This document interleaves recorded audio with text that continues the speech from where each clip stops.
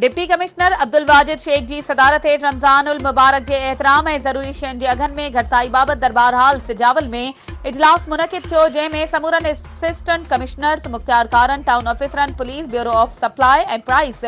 Market committee, खुराक utility stores ऐं ॿियनि लाॻापियल ऑफिसरनि समेत दुकानदारनि ऐं वापारी अॻवाननि शिरकत कई। इन मौक़े ते डिप्टी कमिश्नर अब्दुल वाजिद शेख ज़िले जे समूरनि वापारियुनि, दुकानदारनि ऐं कारोबार कंदड़नि खे हिदायत कई त हू रमज़ानुल मुबारक जे भलारे महीने जे एहतराम में ज़रूरी शयूं ज़िले इंतज़ामिया पारां मुक़रर कयल अघनि ते विकिरो करे पंहिंजे इख़्लाक़ी ऐं क़ानूनी ज़िम्मेवारी पूरी कनि त जीअं आम अवाम ख़ासि तौर ते ग़रीब माण्हुनि खे हिन मुक़दस ऐं बरकत वारे महीने में महांगाई जे अज़ाब खां बचाए सघिजे। हुन ज़िले जे समूरनि असिस्टेंट कमिश्नर्स ऐं मुख़्तियार कारनि खे हिदायत कई त हू मार्केट कमेटी ऐं ब्यूरो ऑफ सप्लाई ऐं प्राइस ऑफिसरनि सां गॾु रोज़ानो जे बुनियाद ते मार्केटनि ऐं बाज़ारनि में ओचितो छापा हणी ज़रूरी शयुनि जे विकिरे ते कड़ी नज़र रखनि। वधीक ख़बरुनि ऐं अपडेट्स जे लाइ असांजे चैनल खे सब्सक्राइब कयो ऐं हा, बेल आइकन खे प्रेस करणु न विसारिजो त जीअं असांजी हर नई अचण वारी वीडियो तव्हां ताईं पहुची सघे।